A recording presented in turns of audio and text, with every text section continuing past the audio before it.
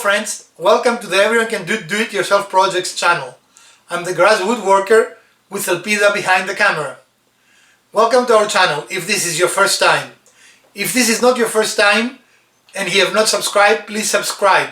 If it is your birthday, happy birthday. Today we're going to give you 3 tips that will make using your table saw more enjoyable and more accurate. So stick around and enjoy those tips. One of the problems that we have with miter slides in most saws, certainly in entry-level saws, is that while they move very nicely back and forward, they have a lot of play left and right. You see that? So today we're going to use duct tape in order to seam it, so we will minimize, if not totally eliminate, that movement. And let us show you how to do it.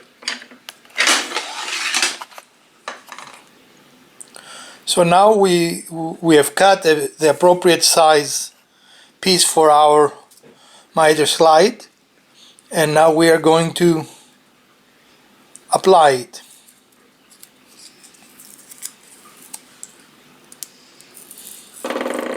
It doesn't have to be perfect, just do as good a job as you can, sorry. If there is not a good edge on the bottom, you can use a utility knife to clean it. Do we need a utility knife or not? I don't know, I think it's pretty good. We'll try it and see. Oh, it has to go from the beginning, the wheel.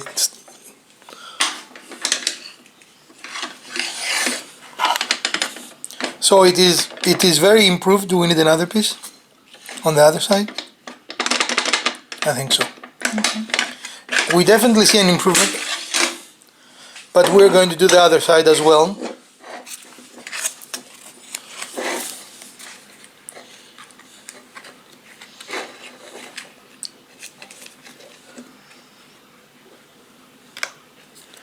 And duct tape works really well for that because it is metallic and adheres very well, right?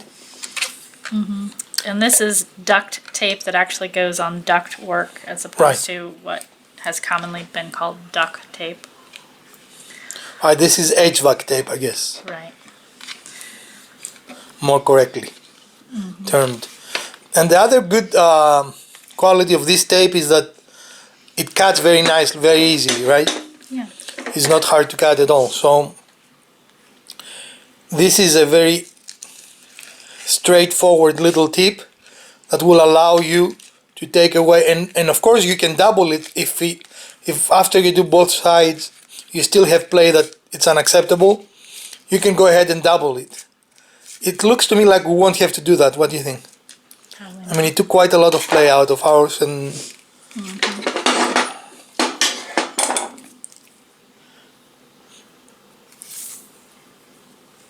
it doesn't want to play well.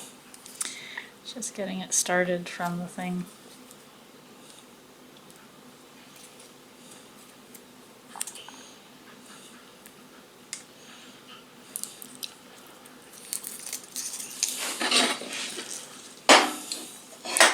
Again, if your miter slide has a wheel like ours has, make sure you do not cover the wheel. And that's the only thing that you need to be careful about. As long as you don't cover the wheel, you're going to be fine.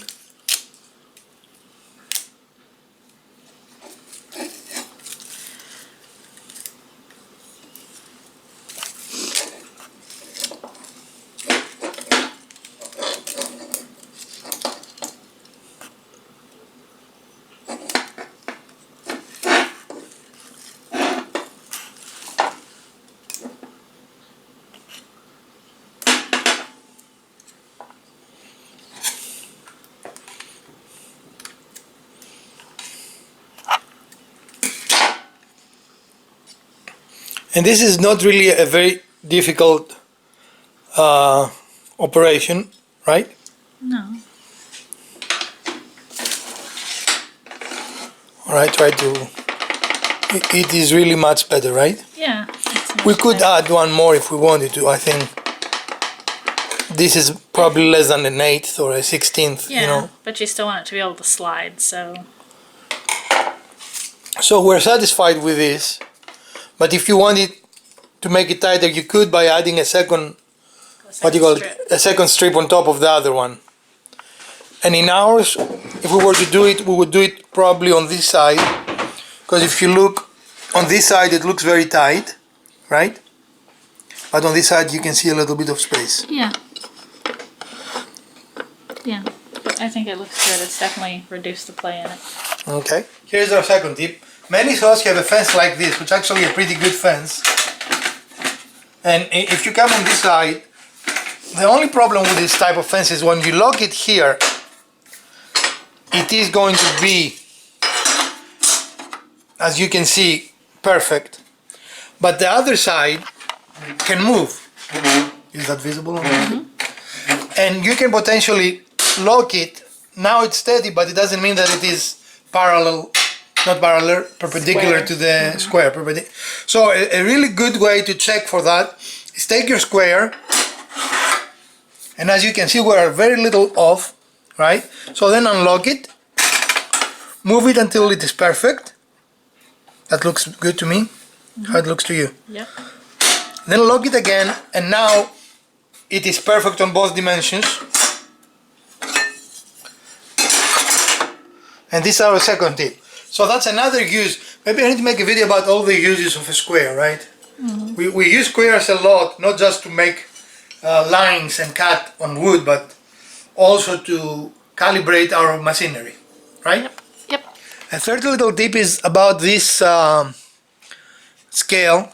There is a screw right there that you can unscrew and move it if it is not correct. So use your favorite measuring tape or bring the saw to the 0 position with the fence touching the blade. For this, the blades will have to be up, of course.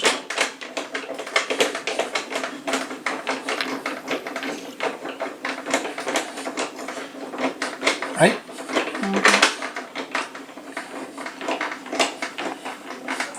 And I'm going to bring it up all the way because that makes it easier. And now you see the blade is totally flush with the fence. But it doesn't reach 0 in our case, right? Right. So what you will have to do... Alright, so how can I do it so you can tape it? Is that there? Oh, is it on 0? Very slightly off, but... Yeah, it's actually... I think it's pretty good. Yeah. The same correction can happen here. Again, there is a screw there. And if it is not correct, you can more certainly correct it. In our case, this is correct. But there are screws that you can move those pointers. Can you see it? Yep. But again, this is the most important one, because if you have this correctly, then you don't even need really to use a tape measure. This will give you the distance between the blade and the fence. Okay. Yes? Okay. Alright. I hope you enjoyed today's episode. If you did, please smash that like button. If you didn't, I've heard a very nasty rumor that the other button works as well. If you have not subscribed, please subscribe. And continue visiting our channels, as we have a lot of projects and a lot of tips coming up all the way through the holidays and the new year. So, from the Grass Woodworker and Elpida, have a great week, and we will see you on Sunday.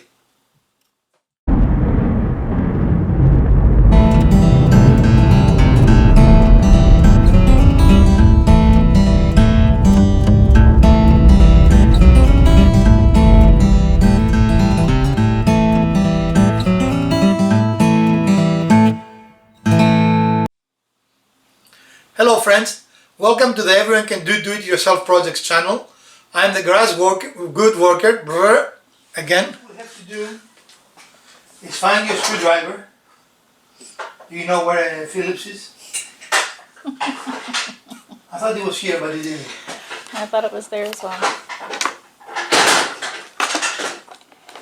We have to edit this out. Here. Oh, stop. Here. Okay. Well, thank you for watching. I hope you enjoyed our tips for today. If you did, please smash that like button. If you didn't, I have a hair... Oh, good grief. Why I cannot say that?